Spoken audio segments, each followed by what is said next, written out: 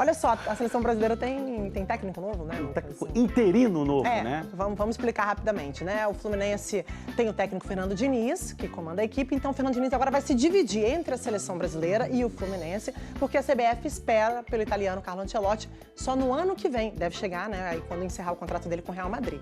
Vamos torcer. Exatamente isso que eu tô pensando. Esse negócio de acumular torcer. função, de dividir a atenção, não chega a ser novidade para o Fernando Diniz.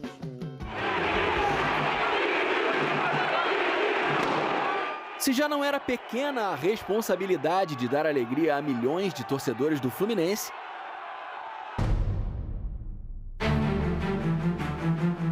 ela agora aumentou para um Brasil inteiro.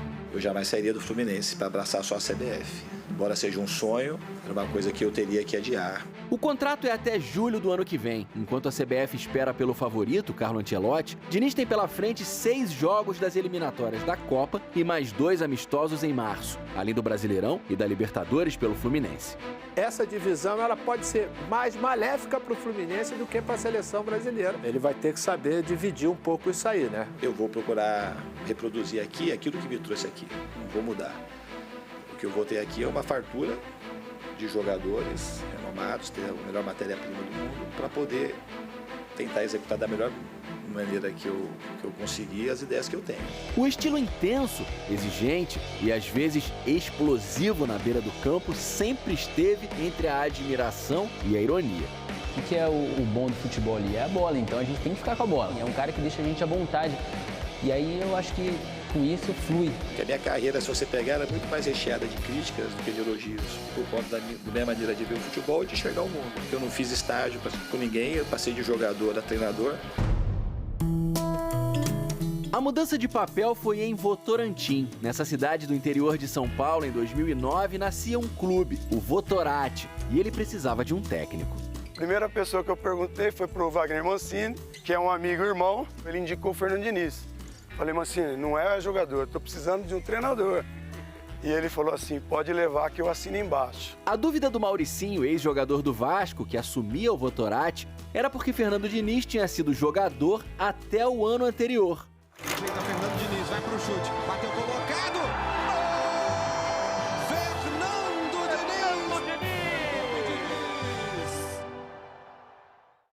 Mas não era só a carreira de treinador que estava começando naquele início de 2009. Quando assumiu o Votorati, o Fernando Diniz conciliou o trabalho aqui no estádio Domênico Paolo Metidieri com as aulas da Faculdade de Psicologia lá em São Paulo. Com frequência, precisou percorrer os cerca de 100 quilômetros que separam Votorantim e a capital paulista.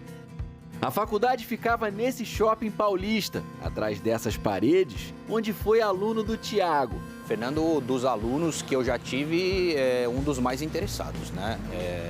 Daqueles que na hora do intervalo ainda vinha conversar com você sobre a aula, né? E contava com a ajuda do amigo Léo. Eu até ficava impressionado, porque eu que copiava, eu que fazia os trabalhos, eu que fazia um monte de coisa, e na prova ele tirava nota melhor que a minha. Entre uma aula e outra, lá em Votorantim, a turma do clube começou a ver algo diferente no trabalho do treinador iniciante. Era a roda gigante, né? A gente falava que quando começava a tocar a bola, ia girando. Tinha hora que a gente estava de zagueiro, estava lá no ataque, era uma coisa de doido. Dava dó, eu acho que nós ficamos 7 meses sem perder aqui. E o time que inicialmente só queria ficar na 3ª divisão paulista começou a ganhar títulos. 2 vezes ainda, no mesmo ano. Primeiro ano dele, campeão da 3, campeão da Copa Paulista.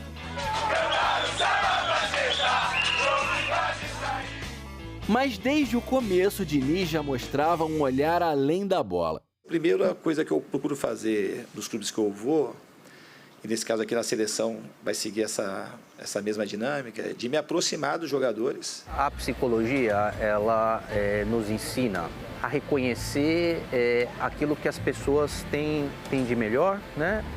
Mas também aquilo que pode ajudá-las a ser melhor. Que acredito que o que eu faço no futebol é proporcionar as melhores condições para que os jogadores consigam colocar a sua melhor versão e colocar o seu melhor potencial para fora. E isso fez toda a diferença na vida do João Paulo, desde que ele chegou ao Votorati. Eu tava bem desacreditado, eu já tava 7 meses parado, tava tipo 15, 18 quilos acima do peso. Resgatou, foi no futebol, assim, a pessoa que mais me ajudou. Além do Votorati, João Paulo ainda jogou com o Diniz em outros 4 clubes, numa parceria de 7 anos. Joguei de meia, depois volante, depois fui pra líbero, zagueiro. Eu vi o dinizismo nascer, eu sou raiz do dinizismo.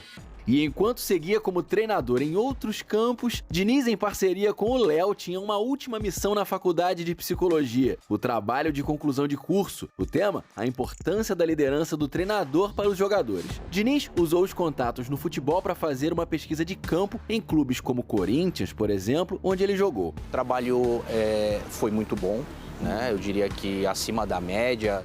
E o psicólogo formado, Fernando Diniz, em 2016, que fez o corte, a batida, golaço! Levou um surpreendente Audax ao vice-campeonato paulista, sem nunca se afastar da psicologia. Tá sempre pedindo indicação de livros e depois ele ainda me escreve contando o que ele achou, né, da leitura. Até que esse ano conquistou o Campeonato Carioca, o primeiro título com um dos grandes clubes brasileiros, o Fluminense, onde ele reencontrou Samuel Xavier, que tinha conhecido em 2010 no Paulista de Jundiaí. Lá no começo, também descobriu que o Diniz ia além de treinar o time.